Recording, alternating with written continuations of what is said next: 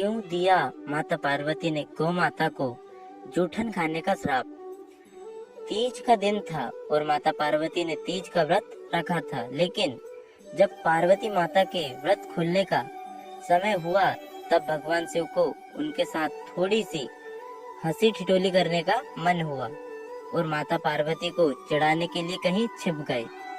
अब माता पार्वती के व्रत खुलने का समय था, इसलिए वह भगवान शिव को ढूंढ रही थी। उन्होंने शिव जी को हर दिशा में हर जगह ढूंढा, गुफा, जंगल, पहाड़, लेकिन माता पार्वती को शिव जी कहीं नहीं मिले। और अंत में थक हार कर माता पार्वती एक खाली मैदान में बैठ गई और शिव जी के आने का इंतजार करने लगी। समय बीतता गया लेकिन भोलेनाथ नहीं आए।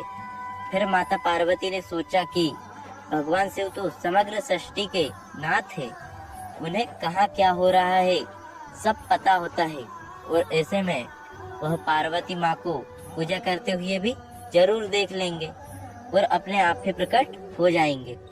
यही सोचकर माता पार्वती ने एक मिट्टी का शिवलिंग बनाया और उसकी पूजा करने लगी।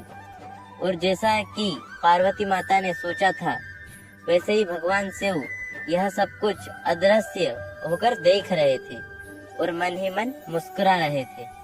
और जैसे ही माता पार्वती की पूजा संपन्न हुई, शिव जी वहाँ प्रकट हुए और माता पार्वती को चिढ़ाते हुए बोले, देवी आपने तो अकेले ही पूजा कर ली, आप मेरी प्रतीक्षा भी नहीं की, ऐसा क्यों? तब पार्वती जी ने कहा, हे प्रभु, मैंने तो आपका बहुत इंतजार किया, लेकिन सूर्यास्त हो चुका था और रात होने वाली थी, इसलिए मैंने शिवलिंग बनाकर आपकी पूजा कर ली और अपना व्रत संपूर्ण किया। यह बात सुनकर शिवजी ने फिर ठिठोली करते हुए कहा, मैं तुम्हारी बात पर कैसे विश्वास कर लूं? क्या इस बात का कोई साक्ष्य है? तब माता पार्वती ने थोड़ी दूर एक गाय को खड़े हुए देखा। तब माता पार्वती ने कहा, ये गाय मेरी पूजा की साक्षी है, आप इन्हीं से पूछ लीजिए। लेकिन वह गाय भी भोलेनाथ की या हंसी ठिठोली के बारे में जानती थी, जिस वजह से जब शिवजी ने उन्हें माता पार्वती की पूजा के बारे में पूछा तब गाय ने ना में सर हिलाया और शिवजी ने हंसते हुए उनसे कहा कि वह बस उनसे थोड़ी हंसी ठिठोली कर रहे थे और वह सच जानते हैं, लेकिन अपने पति के सामने झूठा कहलाने का कलंक माता पार्वती को सहन ना हुआ और उन्होंने गाय को श्राप देते हुए कहा, जिस तरह आज तूने झूठ बोला है उसी तरह अब तुझे जूठन ही खानी होगी। भले ना तुझे अच्छे से अच्छा भोजन क्यों ना मिले, लेकिन तू जूठन के पीछे भागेगी।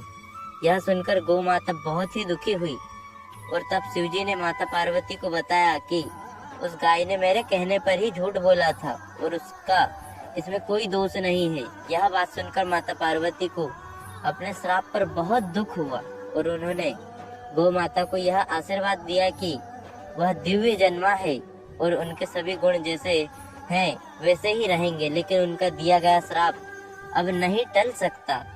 दोस्तों, यह थी आज की कहानी। अगर आपको आज की ये वीडियो पसंद आई हो तो लाइक करें और चैनल को सब्सक्राइब करें। धन्यवाद।